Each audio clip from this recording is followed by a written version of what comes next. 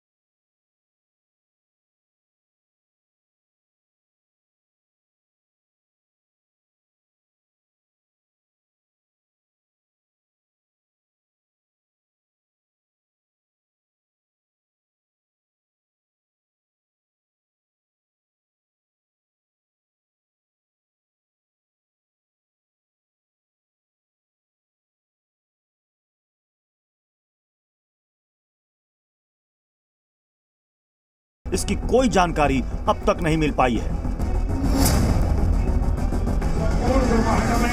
हाथरस में जो हादसा हुआ वो कोई साधारण हादसा नहीं था। अंधविश्वास की दौड़ में जब भगदड़ मची तो शवों से पूरा इलाका पट गया और पाखंडी बाबा जो लोगों के जीवन की रक्षा करने का दावा करता था वो वहां से भाग खड़ा हुआ। बाबा के फरार होने के बाद उसकी तलाश तेज हो गई। बताया गया कि बाबा सबसे पहले अपने आश्रम पहुंचा, लेकिन जब जांच हुई तो बाबा वहां नहीं मिला। पुलिस की टीम ने आश्रम के चप्पे चप्पे की तलाशी ली, हर कोने को खंगाला, लेकिन बाबा कहीं नहीं मिला। है बाबा? नहीं, बाबा तो यहाँ नहीं है। नहीं मिले? नहीं। कहाँ गए? आए तो फिर लापता कहाँ हो? अभी ये नहीं पता कहाँ गए कहाँ नहीं गए। लेकिन जब जी मीडिया की टीम बाबा के आश्रम पर पहुंची तो वहां मौजूद गार्ड और सेवादारों ने दावा किया कि बाबा आश्रम में आया था और फिर उन्होंने बाबा को जाते नहीं देखा।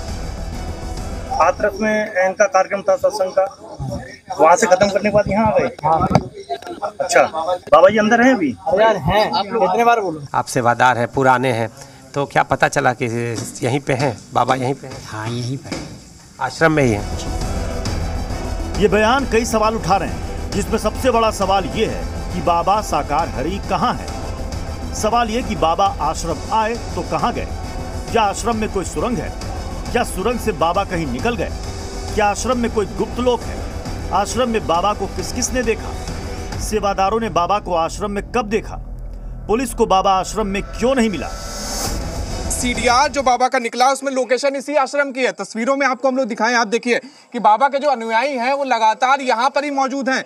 यहाँ पर बाबा के सैकड़ों अनुयायी। अब एक बार रुकिए, एक बार हम लोग बुलाते हैं, मैं एक बार दरवाजा खटखटाकर बाबा को एक बार बाहर बुलाते हैं, क्योंकि बाबा इसी आश्रम में है। बाबा की आखिरी लोकेशन यहीं पर ही पाई गई थी। आप देखिए कि किस तरह से लोग लगातार नजरअंदाज कर रहे हैं हम लोग को। बताया जा रहा है कि बाबा साकार हरी घटना स्थल से दोपहर में ही निकल गया था, जिसके बाद उसके फोन को ट्रेस किया गया, जिसमें सामने आया कि मौके से बाबा 1:40 पर निकल गया। इसके बाद उसने कार्यक्रम के आयोजकों से बात की। 2:48 पर उसने आयोजक देव प्रकाश मधुकर को फोन किया। इसके बाद 3 बजे से 4:35 तक मैनपुरी के आश्रम में उसकी लोकेशन मिली। इस दौरान बाबा ने 3 फोन नंबरों पर बात की, जिसमें पहला नंबर महेश चंद्र का था, जिससे 3 मिनट बात हुई। दूसरा नंबर संजू यादव का था, जिससे केवल 40 सेकंड बात हुई। तीसरा नंबर आयोजक देव प्रकाश की पत्नी रंजना का था, जिनसे सबसे ज्यादा 11 मिनट 33 सेकंड बात हुई। इसके बाद 4:35 पर बाबा का फोन ऑफ हो गया। इसके अलावा भी 2 अन्य नंबरों पर बात किए जाने की जानकारी सामने आई है, लेकिन पुलिस पाखंडी बाबा को तलाश पाने में नाकाम साबित हुई है। पुलिस ने बाबा की तलाश के लिए 40 पुलिसकर्मियों की टीम का गठन किया है, जो सीसीटीवी फुटेज की भी जांच कर रही है, लेकिन अब तक कोई सुराग नहीं मिला है।